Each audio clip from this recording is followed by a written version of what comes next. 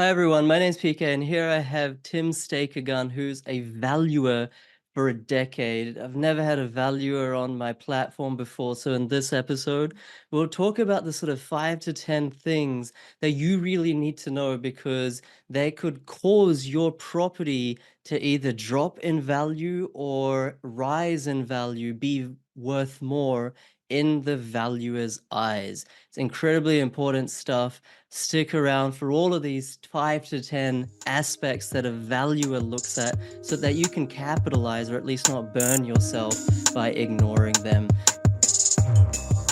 Welcome to the Oz Property Investment Mastery Podcast. My name's PK and I help busy people build passive income by buying top 5% growth and cash flow property and build a portfolio using data without wasting months doing research, spending weekends at inspection or catching flights, or dropping $10,000 to $20,000 on buyer's agents every single time. So if you're confused, lack confidence, and just overwhelmed with all the information and marketing misinformation available online and don't know where to start, then this show is for you.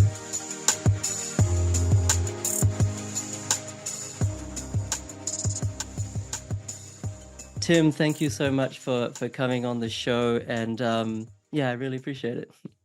No problem at all, PK, and hello to everyone out there. Maybe we'll just start by, for people who don't really know what a valuer is, or they don't really fully appreciate the role of a valuation company in the property market. Like, what is it that you guys do?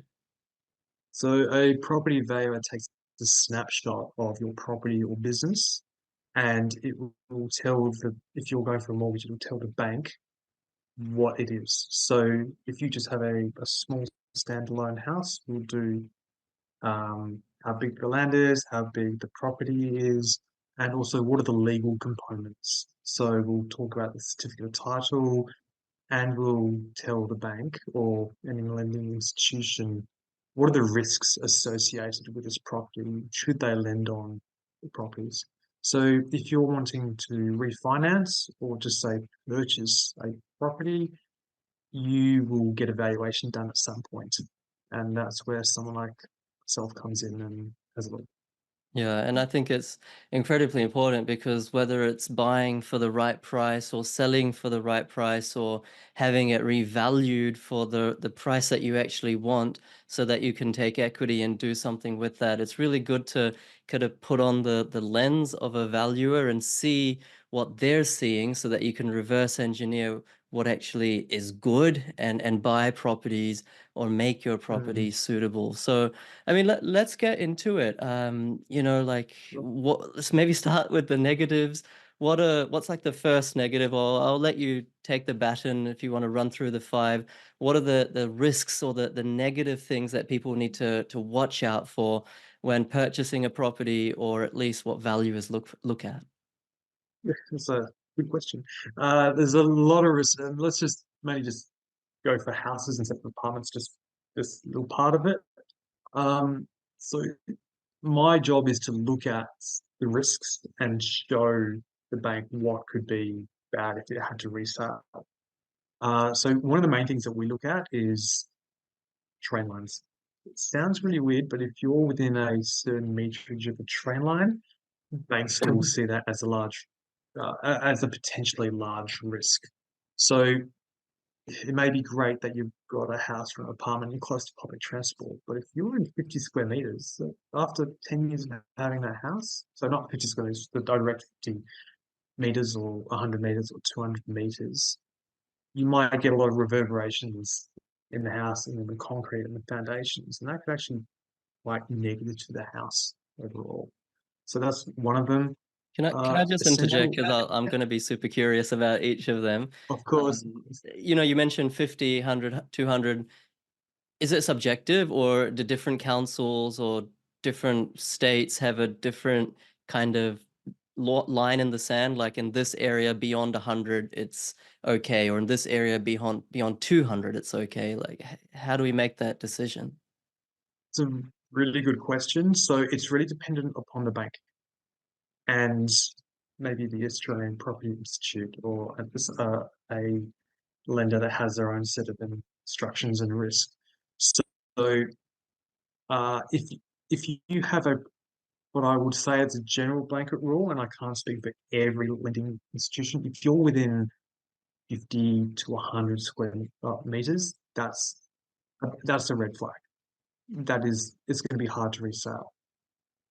Got it. All right. Well, that's a quick tip right there, guys. I mean, be on the safe side and maybe Mm. buy 150 meters away or 200 Hey, meters then, away. then, then we're good. Then you're good. Yeah, I mean, Yeah. within 200 meters, it's too close anyway. I mean, you've got all of this like noise pollution, high decibel readings, so I generally don't recommend you buy close to that anyway. I mean, is there exceptions to these rules? For example, if a house is super close to a train station or a train line, but it's like a commercial precinct and they've rezoned that, so now you can demolish the house and build, I don't know, four townhouses or an apartment block. I mean, eh, I know that there's a feasibility study to do, but regardless of the zoning, is that kind of meterage rule still constant? That's a really good question. So if you have a bunch of apartments right near a train line, and this my example may, some your Victorian listeners may know this. South Yarra, there's a train line, and within a block away, there's a place called Caroline Street where there's probably about a dozen high-rise apartments. So if we were looking at an apartment on the ground floor, 50 square meters away from the train line, that will most likely trigger a risk rating.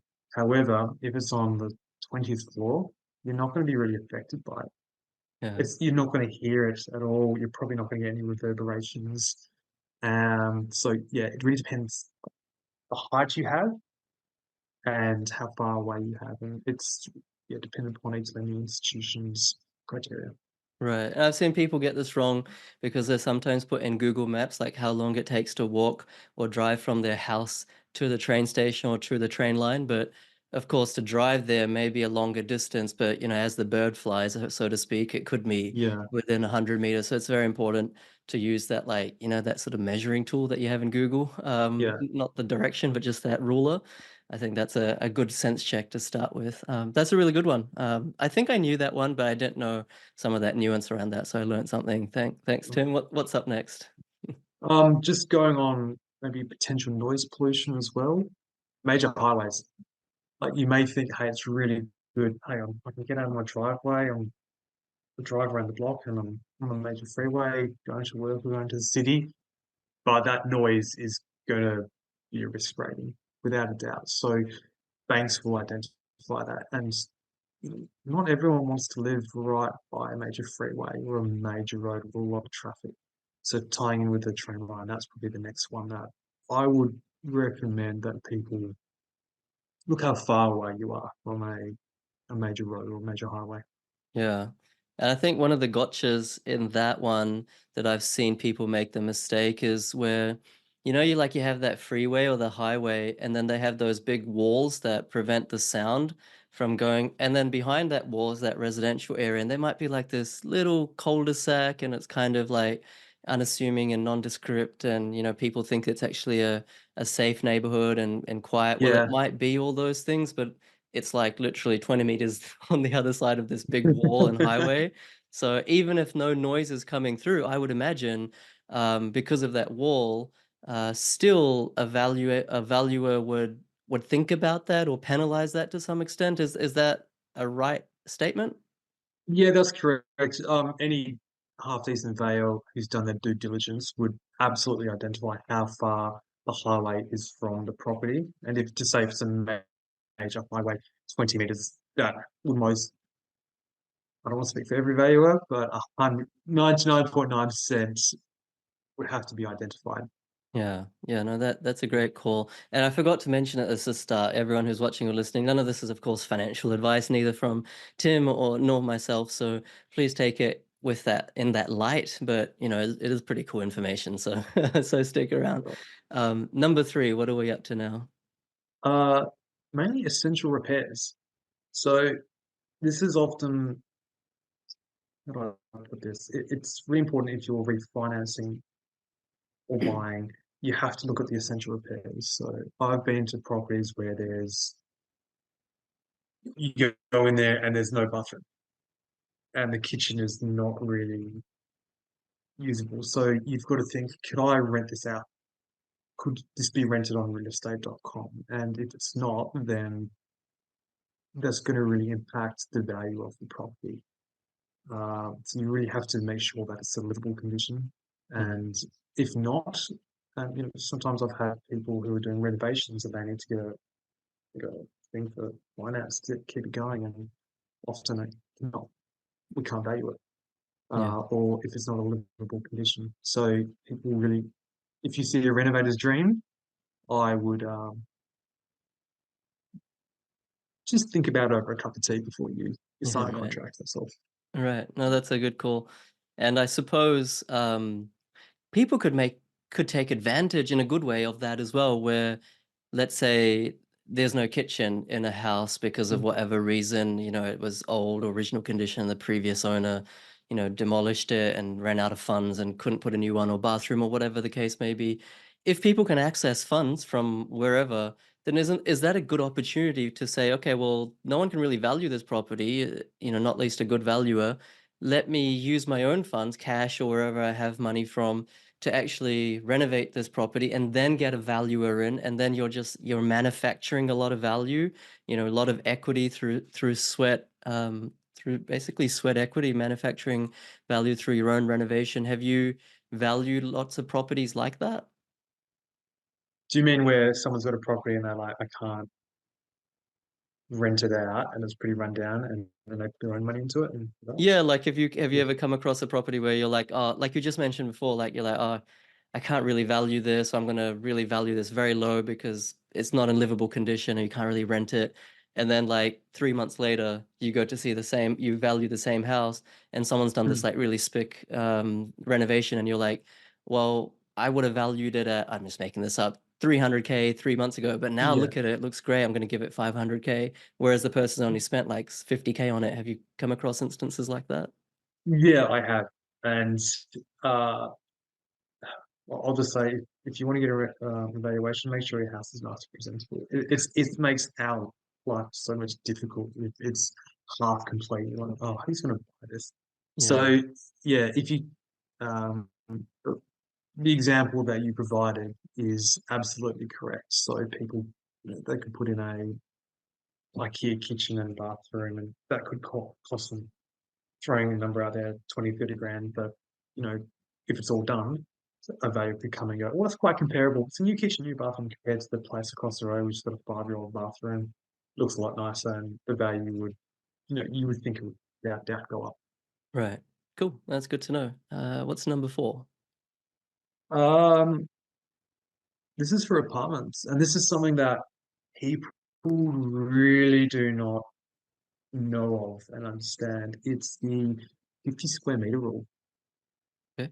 So banks are generally hesitant to lend out on things that are less than 50 square meters. So that is a risk. Um, so if that it could be just 40 square meters of living and then 5 square meter balcony. It's not that's very prevalent in Melbourne. I can't, sorry, Victoria. I can't speak for the rest of Australia. Uh, but banks are very hesitant.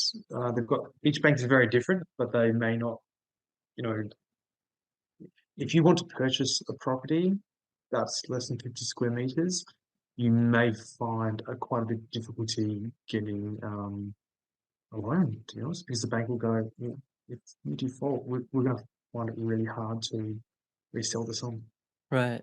And is that the case as well for like not one bedroom apartments, but like studio apartments, or student kind of boarding houses, or like small studios? Is it a similar principle, even if they're above Yeah. 50 square meters, or not really? Um, yes and no. So you've asked me two questions. So Yeah, yeah. the 50 square meters, if it's considered a studio, often if it's considered a studio, it's less than 50 square meters. Hmm. Now, if you do student accommodation, often it does have its own like consider it as like short-term stays. It's more of a commercial premise, so often, uh, from what I've seen, banks could just be very amenable to that or not. Um, it's more of a commercial investment instead of just, "Oh, I've got a small apartment next to a university," which isn't like, it's just a standalone normal apartment compared to the one across the road where it's a proper known as student accommodation. Right. So Cool. All right. So stay clear of very small apartments, I guess. I would definitely do that. And they don't really grow in value for Yeah, volumes they anyway. don't. So. I mean, I think a lot of people are attracted to them because they can yield really well. Like I see so many people, Mm, buying these because it's like, oh, 9% yield, 8% yield, and it's like, how can you go wrong? But I mean, not to go into a lecture about investment principles, but yield is great. But unless you have that thing grow over time, then the cash flow from yield is quite insignificant compared to hundreds of yeah. thousands of potential lost capital growth. But anyway, that's a different topic altogether. I completely agree with you. Probably the next one will be zoning. Hmm. And it's happened to a family member of mine. They purchased a property, you know, over 20 years ago, and they like, it's gonna change the zoning. It's gonna change the zoning. And after a long time, block away, they will change, but their zoning never changed.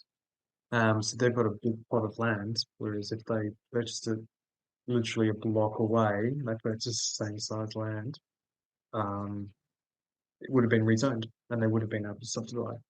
So it's really imperative that people look at the zoning, especially if they're going to purchase first time around. Right, right. And how do you, from your experience, is there any way by which people can buy in the right areas that are about to be rezoned? Like, how do we find that information out? Is there any tips that you have? Well, you're asking me to look in my crystal ball. I'll try my best. Putting you on the spot, um, I know. yeah, well, I can say, like, let's say if you have a land parcel very close and like to the middle of the city, and it's quite large, you would like to assume after a while that it would be rezoned, Mhm, because often councils want to allow for multiple lots or subdivision to get more properties in. mhm, But if you've got a property that's like on a the thing about it, if you've got a property like backing onto a major freeway, there may not be that much desire to rezone it. It's really dependent upon each council. mhm, But if I had 1,000 square meters in South Yarra or Port Melbourne or Toorak or anywhere in the middle of Sydney, I would like to think that there's a good chance it's going to be rezoned. So you've got to be intelligent with your purchase and do your research. yeah. No, I don't think anyone really knows perfectly unless they have insider information, have mates working at the council, etc. But yeah, I mean, like, being close to, I guess, key job centers or retail precincts sometimes helps as well, but it's a little bit risky Yeah. as well because the closer you are to a more noisy, hustle bustle area, then there's Mm. downsides that come with that as well, not being a quiet neighborhood and all that kind of thing. Yeah. So you have to be clear, I guess, on what strategy you want to deploy. I do want to go to the things on the opposite side of the spectrum, things that people should look out for when trying to consider how they may do the right thing in terms of buying in the right area and how to improve the value of the house. But keeping on the negatives just for one more second, in your experience over a decade of valuing houses, is there any kind of howlers or is there any like anecdotes or any kind of examples where you're like, people just shouldn't buy in this kind of area or they should just not do this? Um, yes. I think the first one comes to mind was probably about a decade ago. So I'm originally from Western Australia, and I began being a property valuer when the mining boom was probably at its peak. And so people were purchasing properties just everywhere. They were like leveraging so much, borrowing like probably they might have sold 400K beginning of the year. And they were willing to pay 1 million for it. So I thought the rise is going to keep going and going. So when you think of it, I think of that as being ours because whatever goes up has to come down. So if you're starting to see media reports saying, "Oh, this market's cooked" or whatever, of course, do your own research, see what you know. But if there's a general sentiment that good times are going to go on forever, just be prepared for the absolute downfall. So Mhm. we saw valuations back a decade ago where we put the appropriate risk ratings for market direction, saying, "Hey, it's overheating. It's completely overheating. This Mhm. is probably not sustainable." But people just went, "No, no, no. I know what I'm doing. Don't worry about it." And Yeah. they would invest so much money, and those properties went down an incredible amount. So Yeah. that sticks out as biggest power that I can think of. Sure, sure. I've heard that as well with some locations just after the COVID boom where they'd gone up like 70-80% in just, like a couple of years or 2 or 3 years.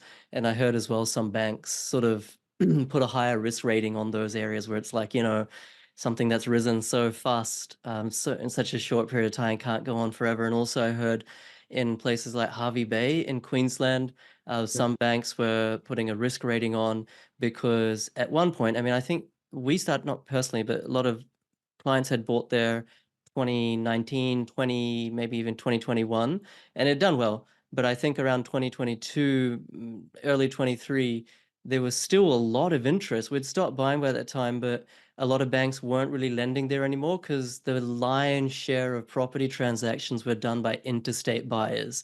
And I guess, I mean, you know Oh, more than me, I guess that's also a red flag for valuers where it's like, well, it's not locals that are buying this anymore. It's all people interstate. So money that comes in can easily go out again. I mean, am I just making that up from what I heard, or is no, that a no, no, real you're thing? not. You're not. I mean, as you always say, there's markets within markets, and if there's a lot of interstate investors going into a market, they're going there to make a profit.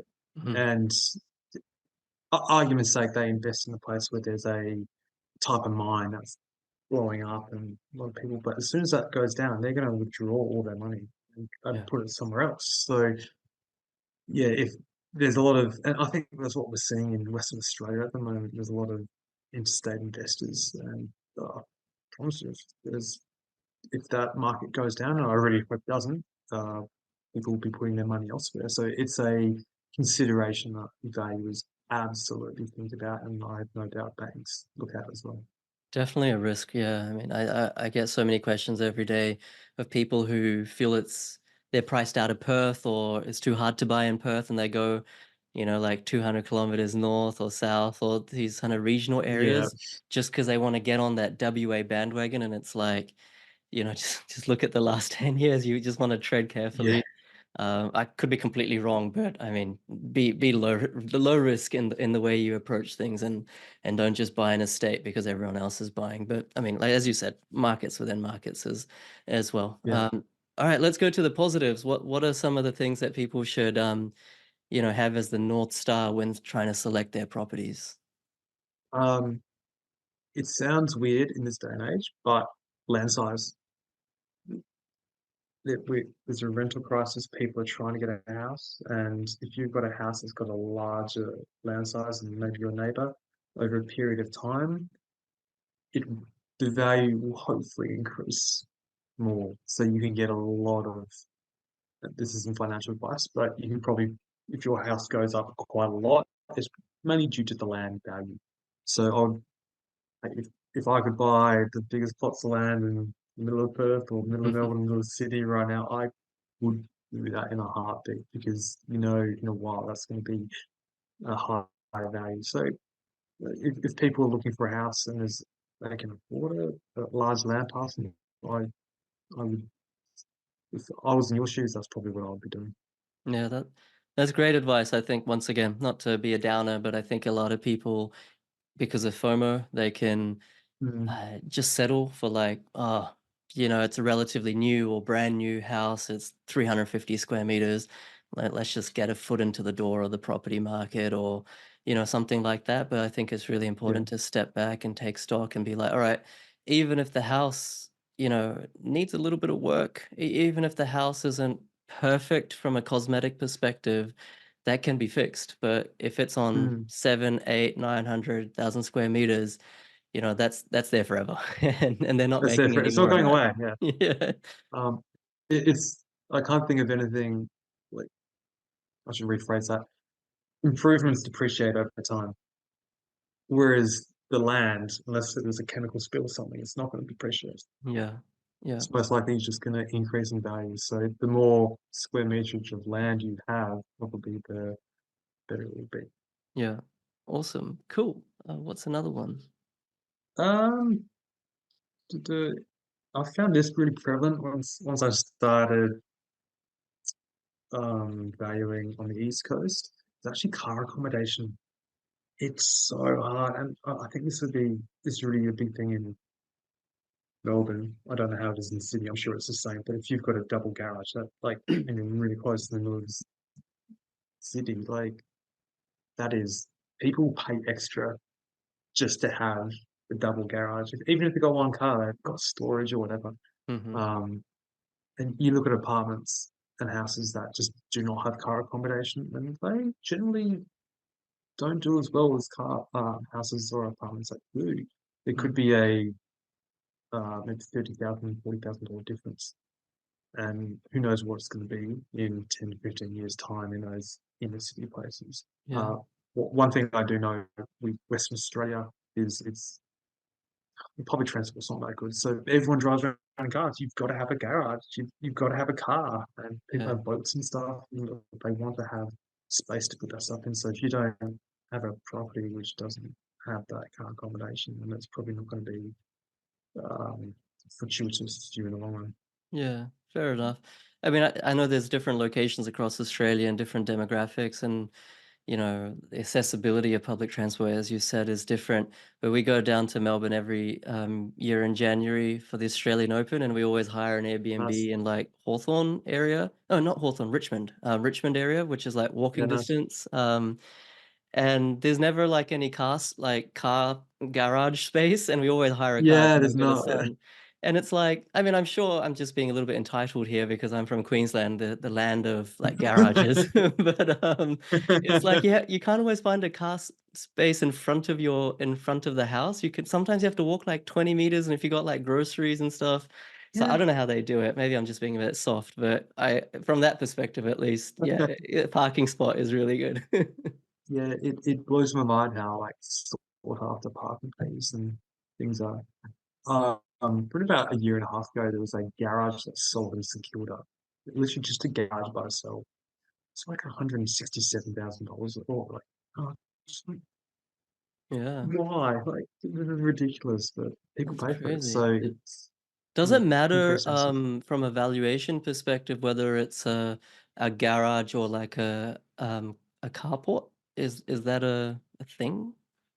Really good question. So probably not too much. However, you've got to building a garage costs more than a carport. Hmm. So the the rate per square meter would be more. So and people for safety purposes and storage purposes probably just go, well, if you've got your car in a garage, it's more it's nicer than just leaving your car out in the carport, which the door may not come down.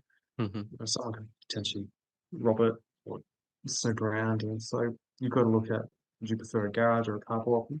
Personally, I prefer a garage. Yeah. Uh, yeah, even like where I live, maybe I just don't understand things, but there are like some really nice houses that have gates, like automatic gates, but then Mm, they've got like a carport. And so if it's like raining or hailing, if the rain goes sideways, their car still gets wet. Whereas we have a yeah. double car garage. So I'm always like, I mean, would a valuer, if everything being equal, would a valuer value the double lockup garage more than the carport, even if it's behind automatic gates? What would you prefer, carport Uh, or garage? Yeah, 100%, right? I I mean, prefer garage. So, yeah. yeah, you've got to look at what someone who's buying a house today would prefer. If you've got land parcel same, property same, well, the only difference is garage or carport. Yeah. You prefer the garage. That's what I know I prefer. And I think that's a really good point. Valuers are also people, and you know, if you think something Mm, is an issue, then there's every chance that the valuer will also think it's an issue, and it will play on their mind, and they may just pop down the value a little bit. You know, yeah. sometimes people ask me, oh, there's this like, you know, the green box in front of houses sometimes, like to do with the what's it called? Like the transmission or like an Okay. easement or something like that. And they're like, Yeah. or maybe it's in a park, you know, there's a big power box, the green box thing in the Mm, park opposite a house, and they're like, oh, it's a bit unsightly, but would this reduce the value of my house? And I always think, well, not really, but if you're thinking about it, then a future buyer is probably going to be thinking about it, and it's that sort of flow-on effect. You know, is that you've the right put way to that think correctly. about it? You've put that absolutely correctly. Yeah. It's I couldn't have said it better myself. Okay. Yeah, All right, we'll leave it there then. leave it there. Okay, well, I think we've got maybe two or three left. What are some other things to look out for? Probably overcapitalization. So I go through houses and I know other valuers who go through houses and people are very keen to tell you, oh, I spent 30K on that, I spent 40K on that, I spent 5K on that. And you go, okay, that's great. But as an overall snapshot, is that going to increase your value? So argument's sake, your house is $500,000 and you've put a new $30,000 kitchen in. Yeah. Is your house going to increase by 30K? Sometimes yes, sometimes no. And it's really important to just really think about your types of improvements that you put in. Um, it sucks being a value when you've seen someone who's really put their heart and soul into the house and they've put Mm, money in, and you go, hang on, compared to the market today, this I know this isn't it's not reaching the amount that you put in. You've mm. unfortunately maybe overcapitalized just for like 20K or so, but that's not going to get you finance something. You just go. So it's really, if you want to do renovations, compare it to the other properties that are sold.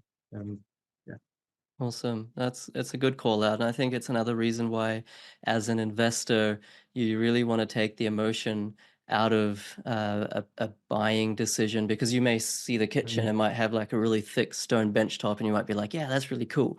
But none of the tenants or none of the potential future buyers of that house in that demographic, in that suburb, may really care about that. And so you've just bought something exactly. that you care about, but no one else cares about it. So the value doesn't care about it. So it's like, it was Yeah, useless, right? yeah, exactly. Okay, and you've got one left item on the positive sides of what to look out for. What's that last one there, Tim? It's I've been wanting to say this for years. It's presentability.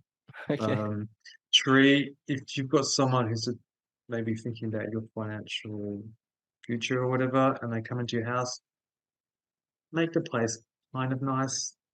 Um, we doesn't have to be like rental application clean, but if it's like dirty and smells like beer bottles everywhere, you got to think, evaluate things. How much would this property sell on the market? Literally today.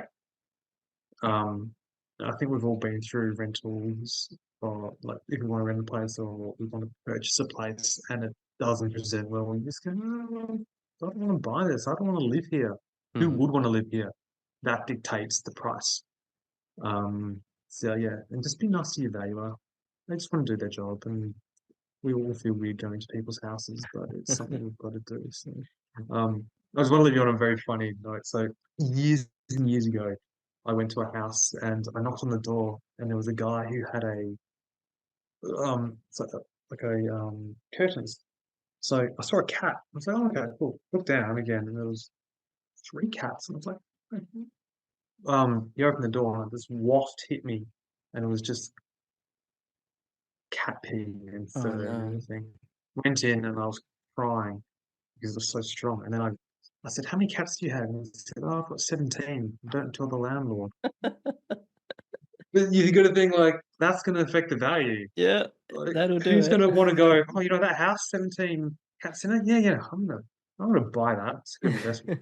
It's not. So just don't let your house just be an absolute pigsty. That's what it's like. That's so funny. That's so. My grandfather used to be a valuer, and he used to tell me, I don't know if it's like it was a joke or whatever. He used to say, before a valuer comes to a house, bake a fresh loaf of bread. And so by the time he comes, it feels like homely, like Yeah. cozy, comfy, yummy, and the guy is gonna love it, and he's gonna give you another 50K on the house. Um, I can't confirm that, but if we walk into a place and it smells like cookies, I don't think anyone's going to be complaining. No, no, it depends on what you like, right? You have something by which you can, how do you say, show a bit of favor to the Yeah, valuer. yeah, yeah, yeah. No, that's awesome. Maybe before we finish off, I just want to ask one question because I know a lot of people Mm, will be asking or thinking about it.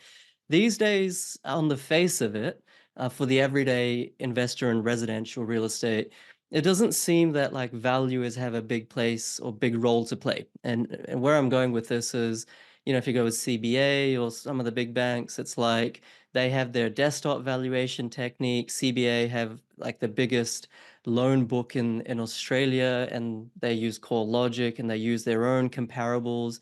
And is it fair to say, like most of the times, these banks, they don't even use people like yourselves? Maybe that's a completely incorrect statement, but that's what it sounds like, seems like. And they just have these desktop valuations, and most of the time, unless you've done a terrible job, they come out pretty close to the purchase price on the contract of sale, and Bob's your uncle. Like, is that a completely unfair statement? And what do you think about that? just to tail onto that, in your group, I see so many people going, oh, CBAs, they're known for valuing low. You got to go NZ or the other bank Or or high, something. yeah, what vice versa, So whatever, yeah. honestly, like if people knew the process, they wouldn't think that. So uh, with I'll just leave it. The question that you asked me is, I disagree with it because a lot of the banks they have valuer panel firms, so they go and do the valuation themselves, independent firms. So pretty much every 90, oh, I personally think, and I can't speak for the banks, that 90% of valuations head to valuation firms and they're done. So yeah, and it's done by a human. Unless, yeah, so it's done by humans. So it's not just computer generated all the time. We need a valuer.